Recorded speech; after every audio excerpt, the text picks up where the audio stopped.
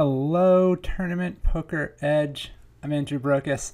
This is going to be a review of a 500K guarantee on America's Cardroom. The buy-in was actually only $50, so this was a tournament.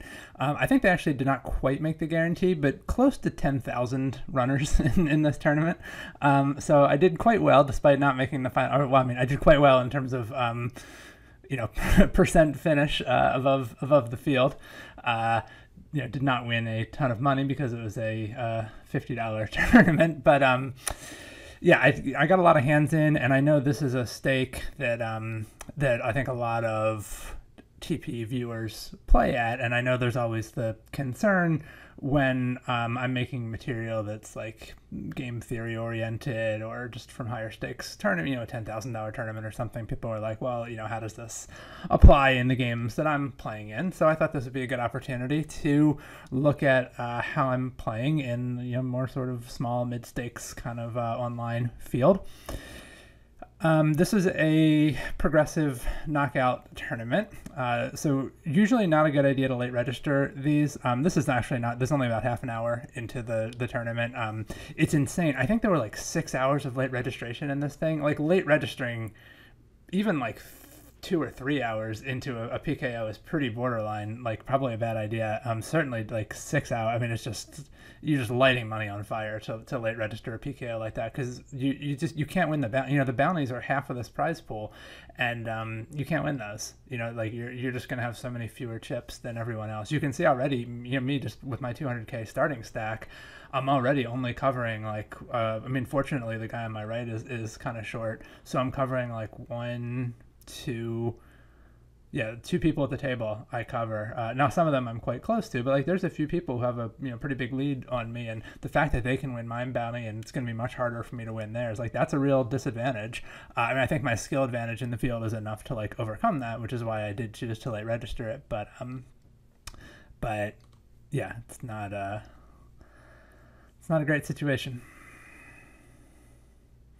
So this is one, this is not really a great hand to open anyway, but especially in a PKO, you need to be conscious of when people cover you. This is not going to be as true when you're 100 big blinds deep, because it's not that likely that they're going to win your bounty, but people are trying to win your bounty when you are shallower. So like when there's a bunch of people who cover you behind you, you need to be somewhat tighter with your opening ranges, and you want to be aware of like if you and you should be using,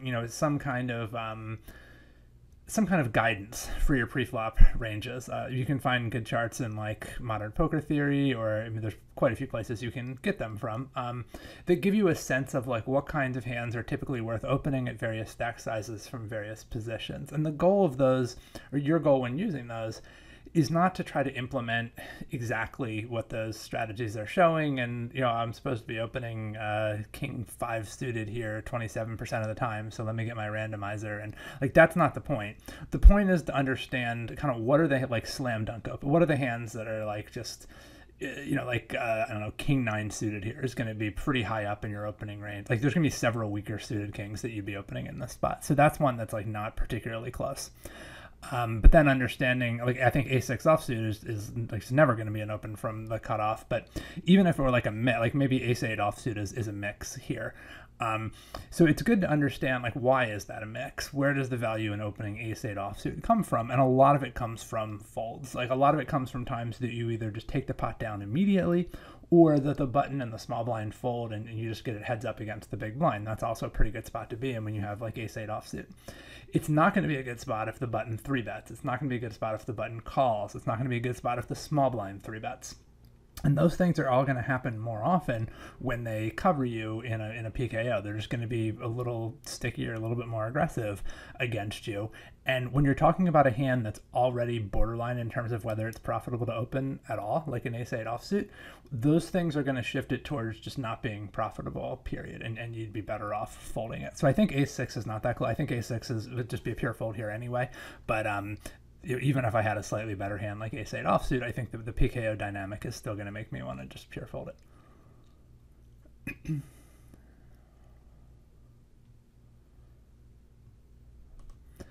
Now, King 8 suited is another one that's somewhat close as an open here. Like it's even if it shows as a pure open on a chart, it's going to be a fairly low EV open.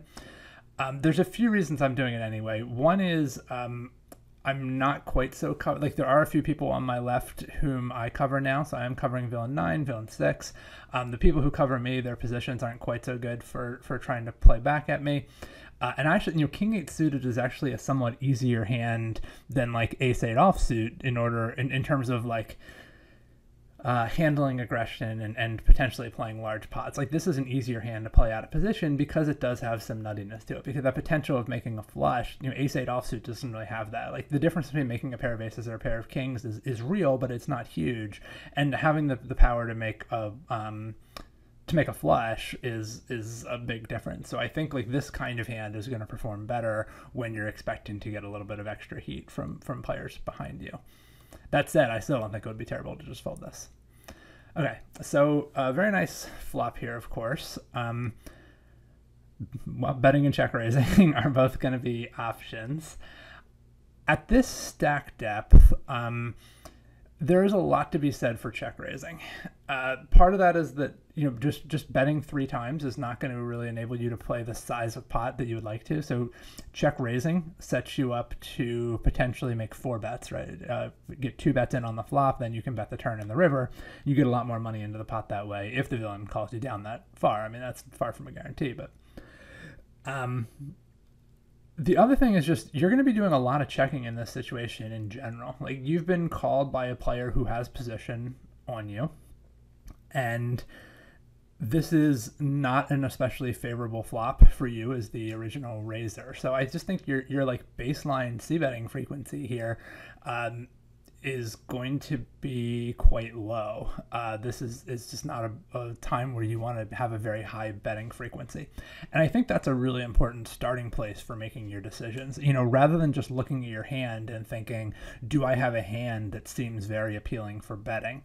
I think it's better to start by thinking about your overall strategy and to say to yourself, in this situation, ignoring my card, just thinking about like my range versus the villain's range on this flop, what do I think my c-betting frequency is going to be? Like, is this a spot where I'm going to bet a lot of hands? And by a lot, in order to be betting a lot of hands, that really is meaning like, are there a lot of unpaired? Like, are you going to want to be betting stuff like ace, queen, no heart? There are some boards where the answer is yeah. If this is like king 8 deuce rainbow, like maybe that is an okay time to bet ace queen no heart.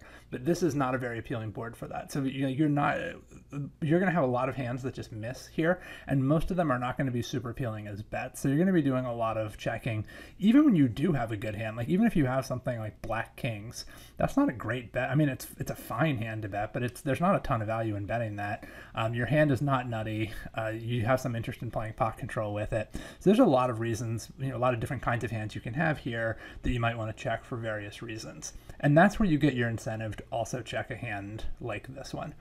The one thing about this hand that makes it a little less appealing, like if you think it in terms of you want to bet some flushes and check some flushes, there's an argument to say that you're better off betting a flush like this one and checking something like ace queen of hearts, because ace queen of hearts has a much stronger blocking effect in terms of your opponent having second best hands. When I have king 8 of hearts, my opponent can still have like queen 9, queen 10, queen jack of hearts. He can have just like a bare ace of hearts. So there are some more targets for when you bet. I mean, the flip side of that is like a lot of those hands are going to bet when you check to them. So if I check here and he has queen 10 of hearts, he's probably going to bet it for me and I can get that check raise in anyway. If he has the bare ace of hearts, he might bet it for me and I can get that check raise in anyway. So that blocker effect isn't necessarily an argument in favor of betting. It may well be an argument in favor of check raising because I'm unblocking a lot of the hands that I want villain to have and that I expect that he'll bet with. So that's what I ended up going for. Arguably, I should even be going for a somewhat larger check raise than this. This is actually kind of on the small side, I think. Very interesting turn card here. I don't think there's a lot of reason to stop betting now. Having already shown a lot of strength by check raising the flop. Like if I check here, villain is just going to check behind a ton. Like I'm not really going to induce a lot of bets from him. I suppose there's a chance he just has like the bare ace of hearts and he decides to turn it into a bluff when I check and try to represent that he has a 7. I mean, we can imagine scenarios where checking might induce something, but I think in general, it's going to be easier for him to calm me down with marginal hands on a board like this. He's not going to expect me to have a 7 very often, right? So I can continue betting here, and he can maybe put me on a hand like ace queen with 1 heart, and he can be sort of stubborn with his call downs. Even if he has a 7, he's not necessarily going to bet it. Like if he has 7-6, pocket 7s, hands like those, he very well may just check that behind on the turn. You know, having been check raised already on the flop, like his straight is not super powerful here. So it's not even a guarantee that he's going to bet a 7 if he has one. I think we're much better off just continuing to do our own betting here. I'm not going to be strong very often on a board like this one, which should improve my implied odds when I am actually strong. Again, I could maybe go for a slightly larger bet here. I ended up going for all of it on the river. My plan really was not to just jam a lot of rivers. I wasn't really sizing my bets to set that up. However, I think this exact run out with there being a straight on the board, it's a lot more plausible that I'm jamming here to like try to get him off of a chop.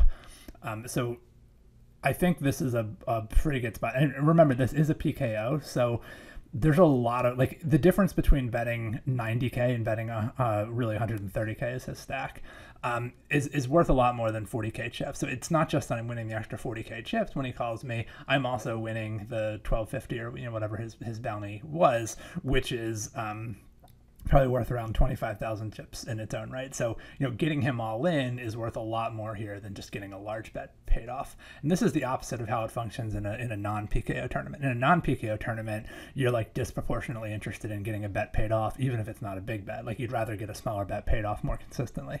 In a PKO, you want the extra variance, you want the extra chips because gives you better chances to win bounties later. And of course, you want to try to get the villain's bounty right now. He did end up folding, unfortunately, but I think, on this exact river card, I'd want to be going for a shove.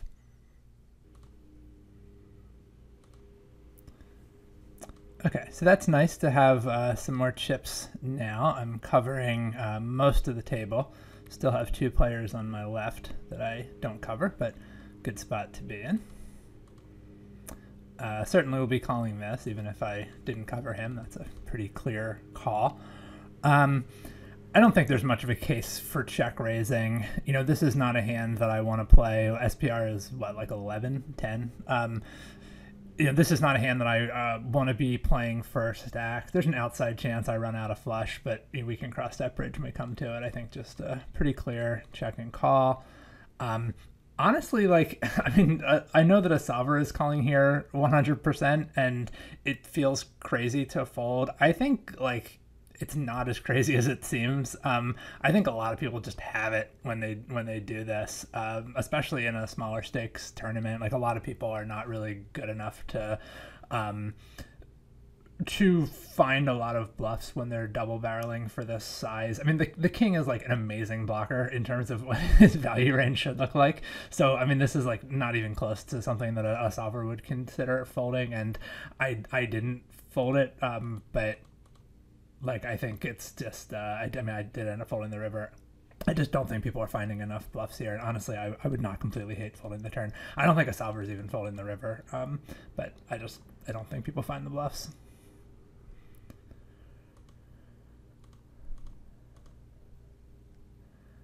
Maybe even a little on the small side with the 3-betting size, considering how deep we are.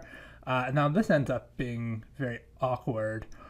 I don't think there's a lot of a case for jamming. I mean, I don't think villain 4 is folding very often compared to how badly we're doing when he calls the shove. And what I mean by that is he's never going to have ace queen here, or at least he's never calling the shove with ace queen. So if I jam, we're not getting called by ace queen. I'm getting called mostly just by aces and kings. I guess queens can be in there, and that's going to make a big difference to my equity. But I think there's a lot more of a case for just calling. I'm not really that excited about jamming. A lot of the hands that he's folding are hands that I dominate anyway. He might have the occasional ace queen, ace jack, ace five suited. Like you can have some stuff like that, but there's not a lot of value in shoving and causing him to fold those.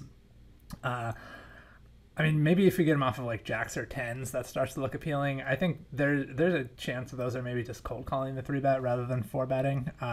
So yeah, the more like jacks and tens and queens we're putting into his range, the more that jamming maybe starts to look a bit more appealing. But the other big downside of jamming is you don't get to use your position. So even if he does have like jacks or tens or something, like getting to call and be in position is pretty valuable also. Yeah, I don't think there's a lot of a case for continuing past the flop here. I think that's a very strong range. Even though he does cover me, I still think that's just a very strong range.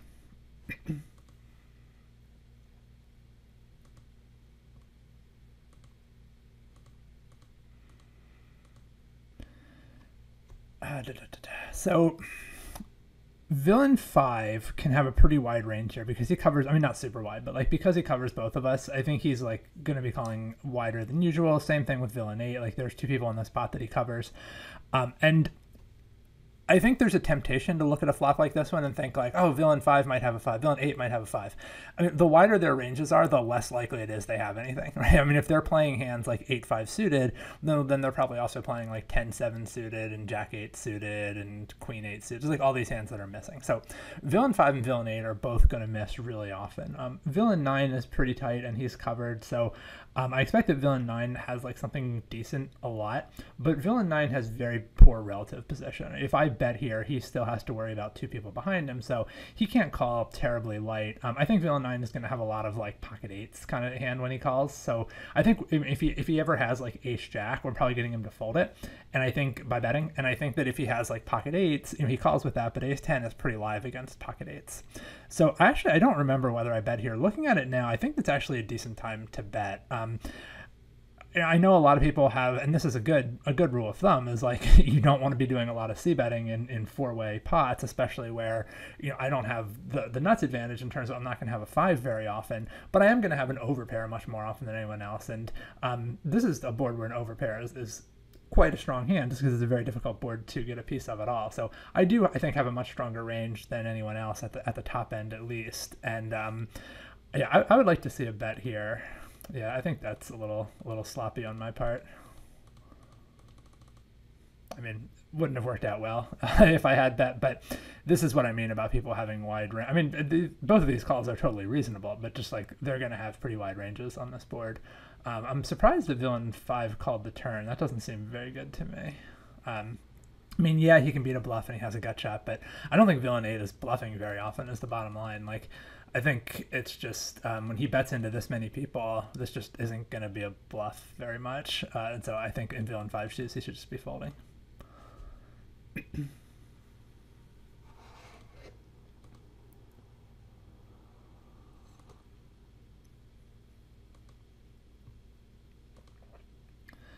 So even though I'm covered, I mean, 9-7 suited on the button is just a very appealing hand to play. Very good bet very good flop to c bet, kind of regardless of my hand, but it's also a nice hand for c betting because of the backdoor draws. A little bit close on whether or not to call with this. It is important to keep in mind when you're covered, these hands go down in value. Because it's a lot harder to semi-bluff when you're covered. A lot of the value of playing a hand like 9-8 suited is being able to play aggressively when you have like a flush draw or something, and it's going to be harder to get away with that when people are trying to collect your bounty. Now the upside is if you do happen to make a strong hand and you make the straight or the flush or whatever, you're more likely to get paid off because people are trying to win your bounty. But I think that the semi-bluffing is like the more important component of this hand. So I do think this is a somewhat less profitable call than it is in a regular tournament. We are fairly deep here, which makes this more appealing. I think if we were shallower, I would not be calling this. Strange to see such a tiny 3-bet from villain 4. It's hard to imagine that's good with any hand. Yeah, who knows what he ended up having there, but that just seems like a bad play no matter what he had.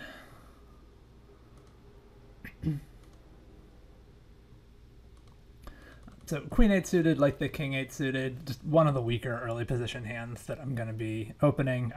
Note that I do cover the big blind here, so that's going to be a factor, and the small blind too, actually.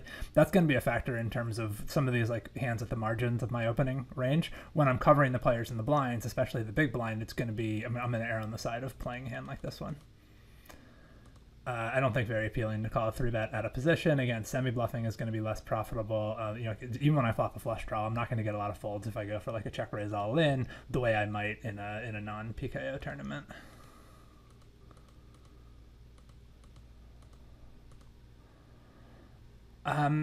So on the one hand, this is very appealing as a check raise, right? It's like, flush draw, a straight draw. I think though that I'm not going to be doing a lot of check raising on this flop. Like, this is a flop that really kind of belongs to the pre-flop raiser. He has a much stronger range than I do. So even though my hand looks like a great check raising candidate, I think it's a little borderline against this exact player. And then remember also, because it's a PKO, he has a little bit less incentive to fold to me. So I think it's like quite close whether I want to check raise here. And one of the first things I'm going to look at is how often he's c-betting. 73 is fairly high, especially considering this is not a number. There's no context for this number. Like, this is just his global c-bet. So this is including multi-way pots. This is including times he's out of position. I think there's a fair chance that he's just c-betting like damn near 100% in this situation, which does start to make check raising more appealing. It's good to keep in mind, not just what are your own cards, but also what hands are you targeting in your opponent's range. Like, what are the hands that I'm hoping he has here if I check raise? The ideal circumstances would be he has like pocket 9s, pocket 8s, jack 10, king 9 suited, a bunch of like marginal hands, marginal one pair hands that are ahead of me, but that are going to have a pretty tough time facing a check raise, or maybe even there's going to be clear folds in the case of like pocket 9s. Now, a lot of people are not going to bet those hands. Even people with a high c-bet frequency, like, it's not too hard to look at a board like this and think like, oh, maybe I won't bet pocket 9s, maybe I won't bet jack 10, even king 9. Like, I think those are pretty easy checkbacks to find. Also, the fact that he's going for this larger c-bet size makes me think he probably doesn't have like pocket 9s or king 9 or something. So I think it's more likely that he's kind of polarized here, and you have less incentive to raise into a polarized range. If he's mostly betting either hands that are pretty strong, where he's going to be happy calling a check raise, or hands that are really weak, like 7-6 of diamonds or something, there's not a lot of need to check raise against 7-6 of diamonds. For one thing, I'm ahead. I can just win at showdown. I can also, depending on how the board runs out, I can, like, if the turn goes check, I can then bluff the river. So I think there's not, I don't think there's a lot of incentive to raise here.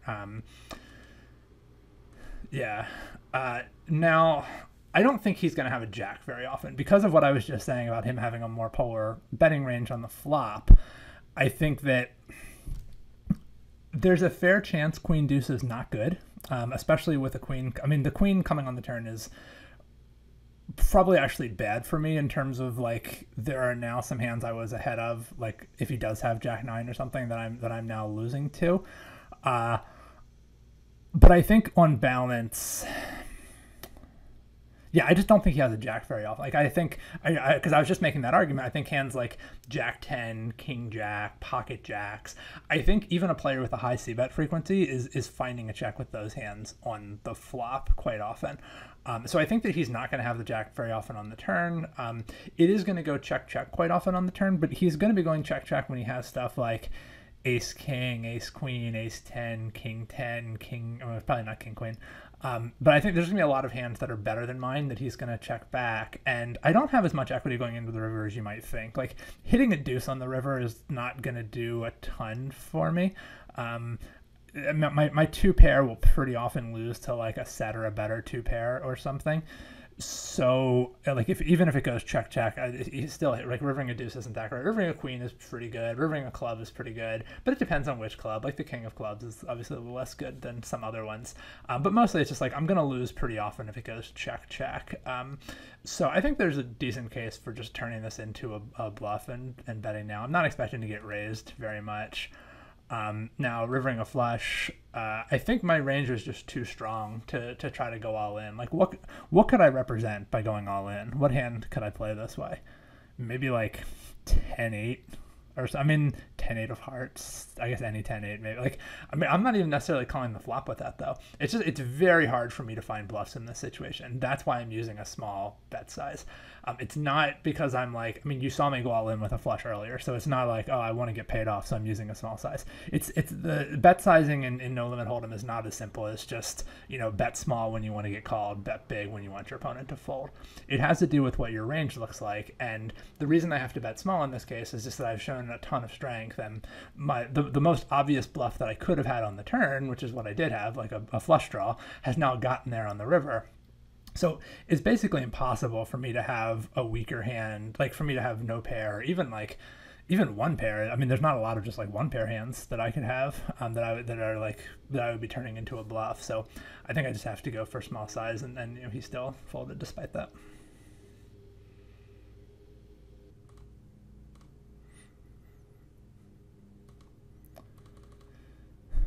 I'm going to be doing a lot of raising. Two reasons for this. One, I cover villain 9, so just like building a pot against him is kind of good for me in general. And then also he's quite tight, so like stealing his blinds is also pretty good for me. So I think 10-7 suited is the sort of hand that could definitely be played differently depending on who's in the big blind. Like against a more aggressive player, especially a player who covered me, I'd be pretty interested in limping and calling a raise rather than raising and potentially facing a 3-bet. I don't think there's anyone I would fold against, so I think that it's just like some people I'm going to raise, some people I'm going to limp. The main reason I'm raising this player is I don't think he's going to 3-bet me very often. When he does, I expect he just has like a very strong hand, so I just give him a ton of credit and fold.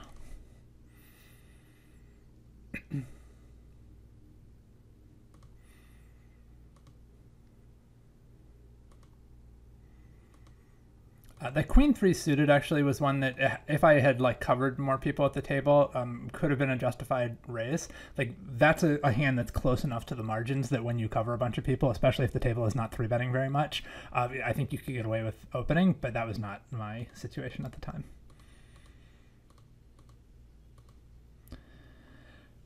I feel pretty good about it when he checks behind. I think he's betting a king most of the time. I think he's betting if he has a club draw, I think he's betting the flop most of the time with that. I think like Jack 10 is betting the flop most of the time. So I think Queen Jack is good very often when he checks behind. There's not a ton of incentive to bet the turn. To bet like a blank turn. A club turn I think gives me somewhat more incentive to bet because he can just have like some random club hands that I want to get action from or deny equity to one way or the other. I think there's also a lot of stuff like Queen 10, pocket jacks, pocket 10s, 10-9. There's a lot of hands like those in his range that I'm beating, so I think I should be going for a value bet here. I think this is a mistake to check again. I think it's a little too like cautious or defensive on my part, and now of course this is very bad news. So I'm lucky that he was willing to check down a hand this week. I think by the time it gets to the river, I think he should be bluffing with this. It's very unlikely that fours is going to win at showdown. Part of that is because of what the board looks like. It's just like fours is pretty far behind, even just like a random hand. I think he's doing pretty badly against at this point. But the fact that I've chosen not to bluff, like if I got to the river and I just had 10-7 of diamonds, or like that's the kind of hand that he could beat, right? I have some incentive to bet that on the turn. It's an open-ended straight draw, but even setting that aside, like I get there's a Jack 6 of diamonds or something that's not even as much of a draw on the turn. If I just get to the river with some random hand like that where I can't even beat pocket fours, I have a lot of incentive to bluff with it. So when I choose not to bluff the river, I'm going to have fours beat pretty often. Like I'm going to have a hand that looks like this one quite often, given the way that I played. I think it's predictable that I have a hand like this. This is maybe even a little too strong for me to have played this way. Like I was thinking I probably should have bet the turn. So I think that he needs to have some bluffs on the river. And it kind of needs to come from this hand because I think most... So for a few things, one, pocket fours is one of the weakest hands he could have just on this board. You know, he's not going to have a lot of stuff weaker than fours. Some of the hands that are weaker than fours, he probably would have bet before now, like ace jack, ace 10, those make pretty good flop or turn bets, especially when they have a club. Well, I guess if they have a club, they're not weaker than fours anymore. But yeah, I just don't think he's really going to have many hands weaker than fours. So he's just going to end up, and like he's definitely going to have value bets on the river. Like he might have hands like ace jack or ace 10 with a club where, you know, he was just checking them down, but then he rivers a flush and he wants to value bet them. So he's definitely going to have value bets on the river despite checking the flop and the turn. He needs to have some bluffs. And part of the problem with four flush boards is your bluffs are never obvious. You know, like when, like on the flop, if we go back to the flop, there's a lot of obvious bluffs here. Ace jack, ace 10, 8-7 of clubs, you know, and those aren't necessarily the only hands he should be bluffing with. But if you look at like a solver strategy for playing this flop, there's going to be a lot of that kind of stuff betting, and that's pretty intuitive. Like people find those bets. The people who are not really thinking deeply about their ranges, they're just kind of playing their cards. They still end up approximating a good strategy on boards like this because the correct strategy is kind of intuitive. So I think, and again on the turn, like if he just has something like ace jack with a club, like those again are like, there's some obvious bluffs on the turn. So he's going to have at least some bluffs on the turn, I think, because they're going to jump out at him as good bluffing hands. When you get to the river, there's no such thing as like a draw on the river. He's never, I mean, the other thing people tend to look for, like if there were just 3 clubs on the river and he had the ace of clubs in his hand, I think that's another one that can be an intuitive bluff because he knows that he's blocking the nuts, and so that's going to look like an appealing bluff to him. But you can't do, like on a 4 flush board, I mean, if you're blocking the ace of clubs, it's because you have the ace of clubs, right? You're not bluffing at that point. So there's never going to be like an obvious bluff for villain 6. And I think what happens is a lot of people just don't bluff here at all because they don't think about their range. I have a whole series on this on TPA, by the way, called Bluffing. I would encourage you to check out if you want to hear more on this. But I think a lot of people just don't end up bluffing here at all because it doesn't occur to them that they should be bluffing with hands like 4s with no club. They're just like, they see a pair and they say, well, I have some showdown value, I'll just check. And that's how they make their decisions. It's not by thinking about their range. They just look at their hand and they play their hand and they think, well, 4s doesn't seem like a hand that would need to bluff here. It has a little bit of chance of winning at showdown. I'm not blocking anything. I don't have any kind of draw. Like those are the heuristics that people use to find bluffs. And so he ends up just, you know, checking here, and he probably would have won this pot. Like if he bets the river, I'd probably just fold the queen jack, which is part of why I should bet it on the turn, right? That even hands like 4s, in the hands of a better player, I'm not going to get to showdown with it. Like I'm going to get bluffed out on a river like this one. So against a weaker player, you know, my check on the turn is a little bit more defensible because I'm not getting bet off of this equity on the river.